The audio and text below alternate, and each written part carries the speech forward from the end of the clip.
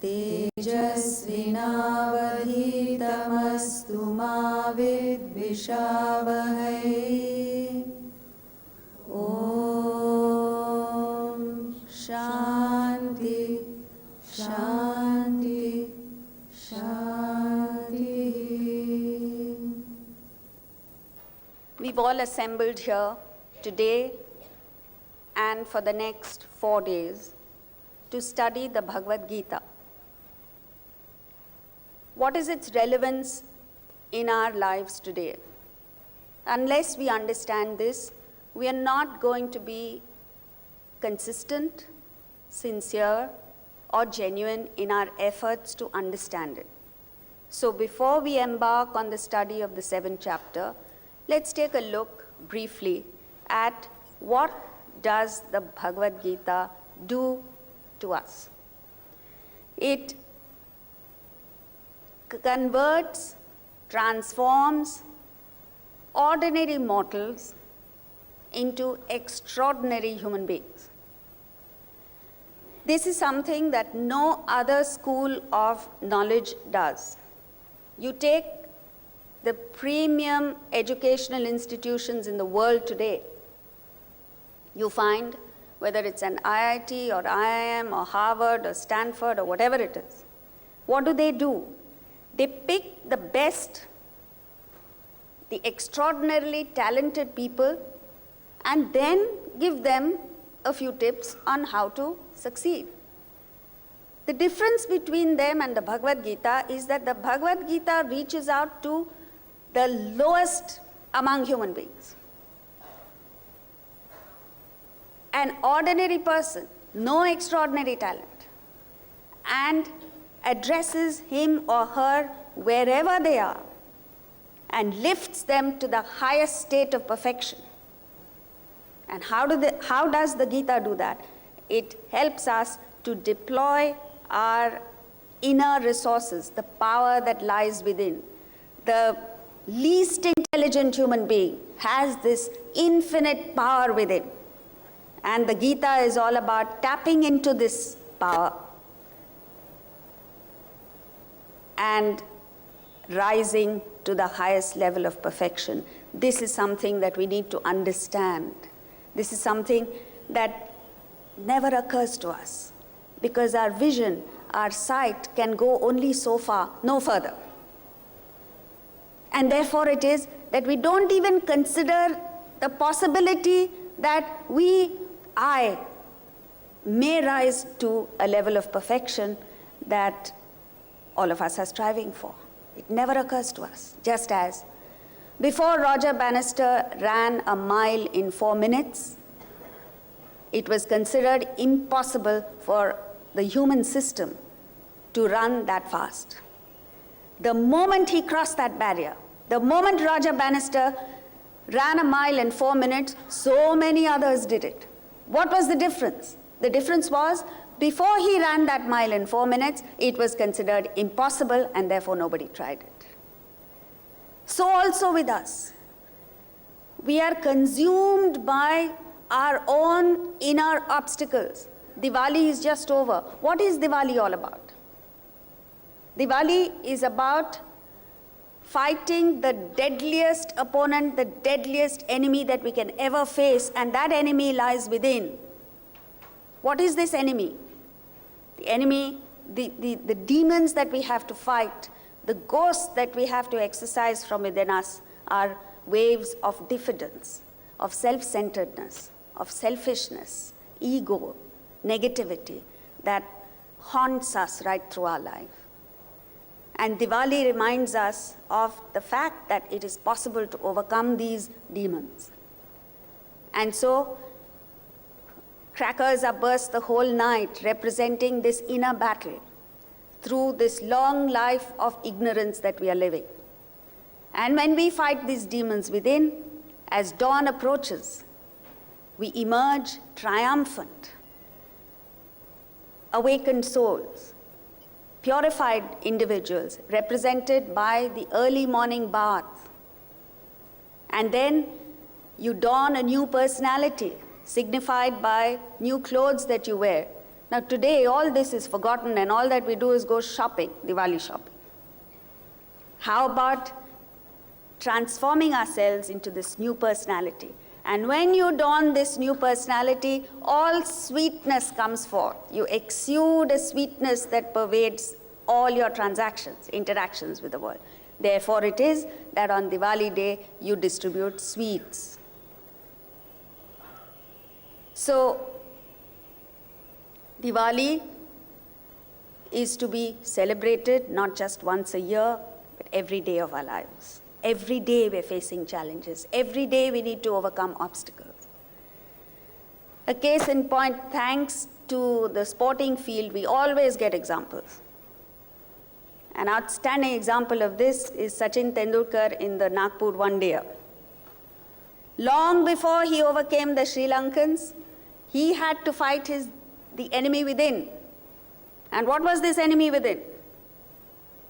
The enemy within was he was overcome by, or rather he allowed himself to think that there were certain things that he could not do. And this is what we do. Every one of us thinks, oh, this I can't do. Anything that anybody suggests, first thing that comes to your mind is, no, I can't. You know, there was a young gentleman who kept saying, I can't, I can't, I can't. So much so that his servant thought his name was Lakshmikant. Because he kept saying, can't, can't, can't. I can't. You must get rid of this concept that I can't. And then what happened? He imposed limitations on himself. And so do we. We impose certain limitations on ourselves. These are all mental barriers that we impose on ourselves. And then he became subservient to bowlers.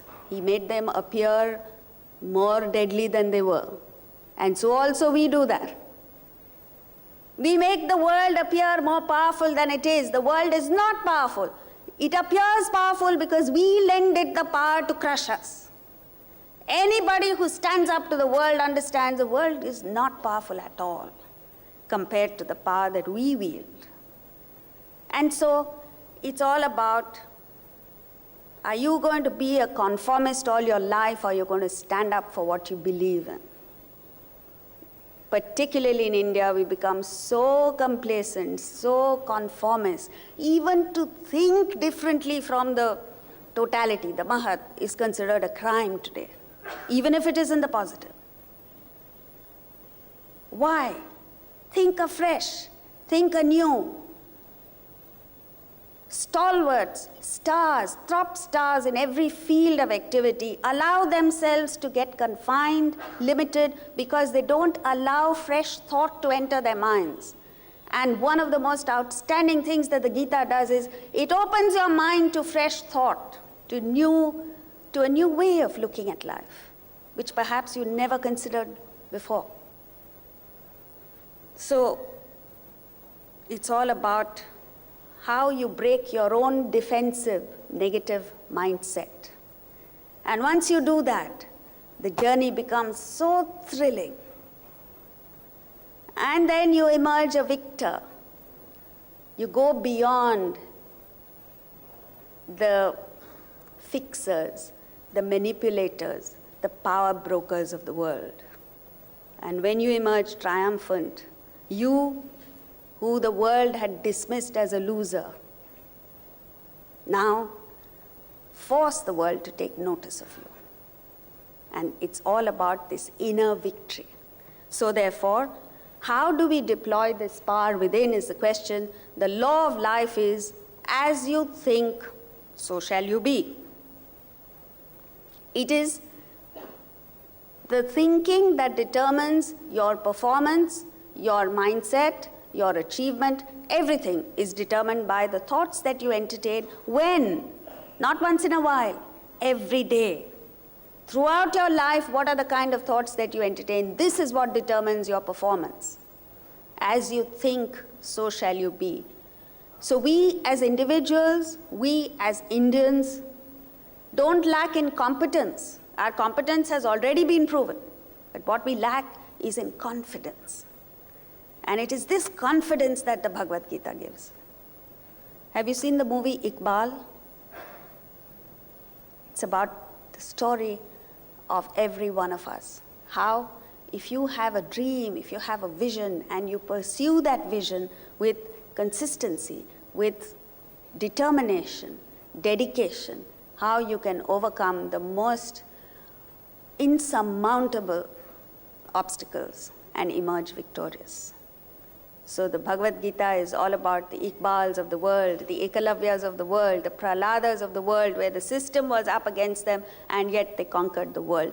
Comparatively, you and I have an easy life. We really don't have that many challenges before us. And yet, in fact, it's perhaps because of that that we're complacent. So the Gita makes us sit up and take stock of the situation and say, okay, doesn't matter whatever obstacle it is that comes in our way, let's meet with it, let's overcome it, and let's emerge triumphant. So just as in the Nagpur one day, Sachin Tendulkar walked out an enlightened person to bat, so also hopefully at the end of 5 days, by the time Saturday evening comes, we'll all emerge, perhaps not self-realized souls, but at least with a little bit of awakening. So what is the Bhagavad Gita all about? It's about understanding yourself, understanding your strengths and your weaknesses, and how to leverage your strengths to overcome your weaknesses. If you don't know what's happening inside you, if you don't know that this mind of yours, which is your greatest enemy, is playing games with you, is actually working against your own interests, if you don't even know it, how are you going to be able to fight these battles? So the Bhagavad Gita first tells us what's happening within us, diagnoses the problem, and then prescribes a beautiful, systematically evolved, scientific solution to every individual's problems. We in India are lucky to have had this knowledge. The great sages, Upanishadic sages, referred to us as Amritasya Putraha, children of immortality.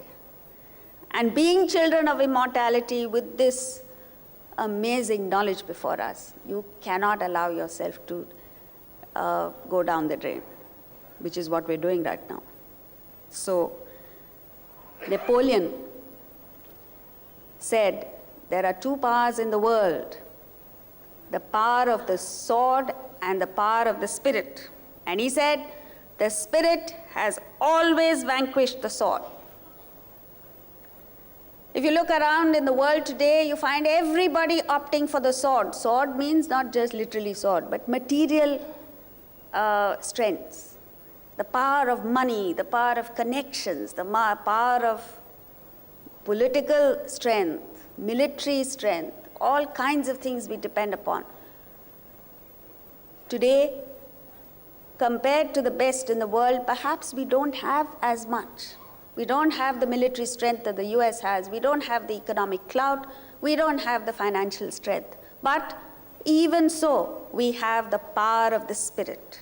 And if we tap into this power of the spirit, we can forge a development plan that is different, but nevertheless successful. And it's up to us to forge this new path, not only for ourselves, but for all of humanity. And then, once you understand that it is the power of the spirit that works, you embark on a voyage of discovery. As a Nobel laureate said, man cannot discover new oceans unless he has the courage to lose sight of the shore. This courage you need, this conviction you need, to break free from your old concepts and beliefs. What is the shore that we need to leave? Our own old concepts, prejudices, biases. If you look back in history, you find that every new invention or every new discovery was met with disbelief, in fact, denial. When Galileo came up with his telescope, the priests of his days refused to look at it. When Edison's phonograph, the telephone, was first introduced, and a demonstrator took the instrument to France to demonstrate it, the president of the French Academy of Science refused to believe it. And you know what he thought? He thought the demonstrator was a ventriloquist. And so also we have our prejudices. We, the educated elite of this country, had the most mixed up people. Because our concept of the Bhagavad Gita is ridiculous, has no bearing on fact whatsoever. We believe that the Bhagavad Gita is meant for the old people, right?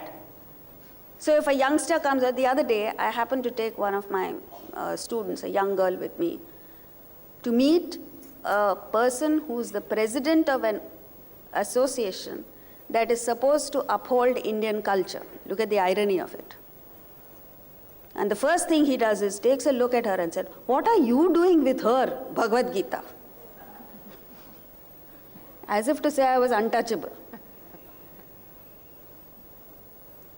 We believe it's meant for old people. We believe that the Bhagavad Gita has no relevance in our life. We believe all kinds of concepts we have.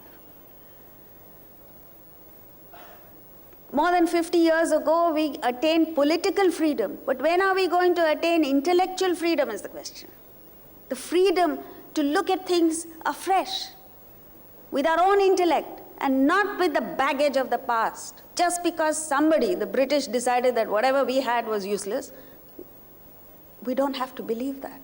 Take a fresh look at things. So therefore, the voyage of discovery, and once you embark on this voyage of discovery, you understand that that power that you're looking for outside lies within. But you don't know it now, because what happens is this energy, this tremendous power that there is within, is not harnessed. Just as wind